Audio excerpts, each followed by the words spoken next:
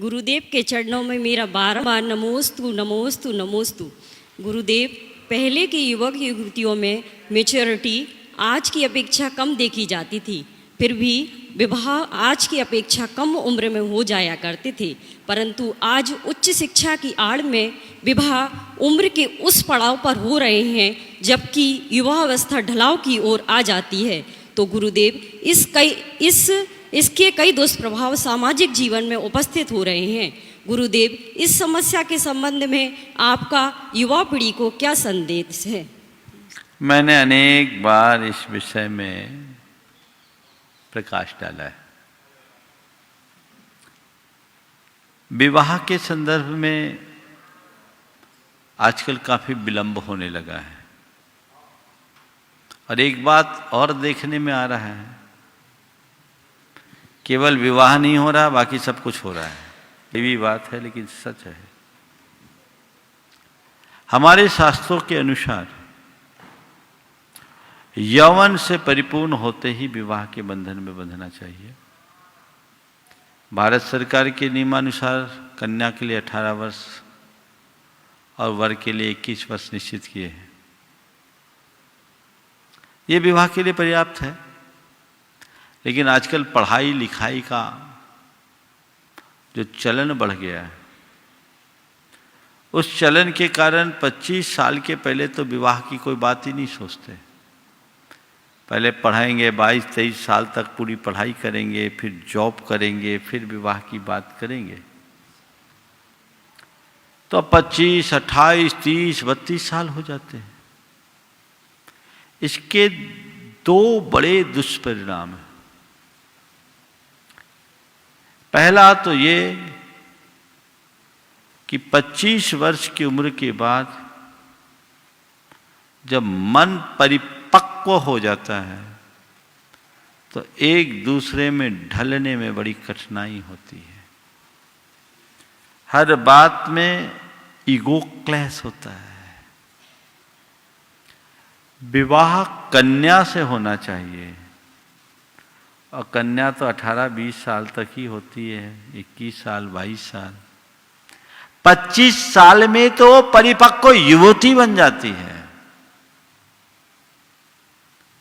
पहले 18-20 साल की उम्र में किसी का विवाह हो जाता था तो वो उस घर में जाकर पूरी तरह ढल जाती थी। तो उनके दाम्पत्य में ज्यादा मधुरता थी। अब अधिक उम्र के बाद विवाह होने से ये चीजें देखने में आ रही हैं कि विवाह के बाद विवाद जारी रहते हैं और आजकल तलाक के केसेस जो बढ़ रहे हैं, ये एक बहुत चिंतनीय पहलू है। दूसरी बात, विलंब से विवाह होने के कारण संतानोत्पत्ति के लिए, इशूज के लिए डॉक्टरों के आगे लाइन लगाना पड़ता है। पहले आपने नहीं सुना होगा कि किसी महिला को प्रेगनेंसी के टाइम में बेड रेस्ट रखना पड़ता हो। आजकल कंप्लीट बेड रेस्ट वाले ज्यादा मिलते हैं, हो रहा है ना? 90%। ये सब क्यों? यह भी बहुत बड़ी चर्चा का विषय बना हुआ है।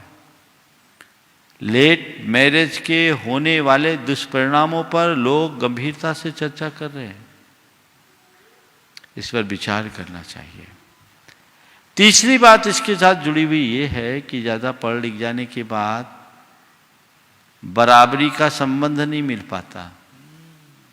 मेरे संपर्क में ऐसे कई बड़े घराने के लोग हैं जिनके घर की बेटियां और कुछ के बेटे 34-34 साल के हो गए हैं, लेकिन उनके लायक लड़का नहीं मिल रहा है, क्योंकि इतना पढ़ा दिया है कि अब उसे समझा पाना भी मुश्किल है। बड़ी कठिनाइयां है। तो क्या महाराज फिर पढ़ाई रोक दी जाए? मेरा ये मानना है कि विवाह के बाद भी तो पढ़ाई की जा सकती है। आज के समय का एक जो गंदा चित्र है जिस पर आज के लोगों को बहुत कम पता है। मैं यहां उपस्थित लड़कियों से पूछता हूं, अपना नाम बताओ।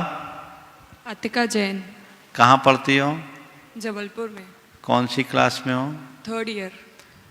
अच्छा, जो मैं बोलूं बिल्कुल बिना संकोच के बोलना। ये बताओ, तुम्हारे साथ पढ़ने वाली कितनी लड़कियां हैं जिनको तुम सही सलामत मानोगे? 1%। एक अपने आप को बचाया इसने। नहीं। चलो ठीक है, तुम आओ, बहुत अच्छा है। ये तो खैर संस्कारित है भी। चलिए, तुम अपना नाम बताओ। अदिति जैन। ये अदिति, हाँ बोलो, कहाँ पढ़ रही हो? इंदौर। सर, तुमसे भी वही सवाल करता हूँ, तुम जिनको जानती हो तुम्हारे साथ पढ़ने वाली लड़कियों में कितने % लड़कियाँ सही होगी? काफी कम। फिर भी परसेंटेज में? 2-3%। चलो, ये आज का चरित्र है, एक तस्वीर है। ये विकृतियां बहुत तेजी से हो रही है, बढ़ रही है। अगर बोलूं तो रोज अफेयर, रोज ब्रेकअप, यही चलता है कि नहीं चलता है? बोलो। अन्य प्रकार के अनाचार बहुत तेजी से, केवल लड़कियों में नहीं, लड़के भी कम नहीं है, लड़कों का भी हाल ज्यादा। अब चूंकि लड़के यहां बैठे नहीं उस उम्र के, इसलिए मैंने खड़ा नहीं किया। लेकिन ये समाज की एक विकृत तस्वीर है। तो एक दिन गुरुदेव ने कहा था, जो मुझे बहुत अच्छी लगी, कि 12वीं होते ही विवाह कर दो और आगे की पढ़ाई विवाह के बाद जारी रखो, कभी कुछ गड़बड़ी नहीं होगी। और ऐसा हो सकता है, इसी कंडीशन के साथ विवाह होना चाहिए। मैं ऐसे अनेक महिलाओं को जानता हूं जिन्होंने विवाह के उपरांत ग्रेजुएशन किया, LLB किया, हाई कोर्ट की जज बनी, डॉक्टर विमला जी अब रिटायर हो गई, IAS बनी विवाह के बाद, सारी पढ़ाई की विवाह के बाद। तो ये घर परिवार में भी ऐसा वातावरण मिलना चाहिए कि अगर किसी का विवाह हो गया है तो भी उसे पढ़ाई का अवसर दिया जा सके। मैं मानता हूं मेरी बात को, लोग बहुत पीछे की बात कहेंगे, हो सकता है कुछ लोग उल्टे पुल्टे कमेंट भी करें, लेकिन मुझे लगता है कि यही समय है यौवन अवस्था में यौवन संबंधी जो फीलिंग्स है वो आती हैं, इच्छाएं भावनाएं पनपती हैं, और जब उसकी पूर्ति नहीं हो पाती तो व्यक्ति कहीं न कहीं भटकता है। यदि ऐसे समय में विवाह की व्यवस्था हो जाए और अपने जीवन को बनाने के लिए आगे पढ़ाई लिखाई की व्यवस्था की जाए, तो मैं समझता हूं इसमें चरित्र भी सुरक्षित रहेगा और भविष्य भी। आज लोग केवल भविष्य की सुरक्षा की बात करते हैं, चरित्र को क्यों भुला के रखे हैं? हमें चरित्र को सुरक्षित रखना है, भविष्य अपने आप सुरक्षित होगा।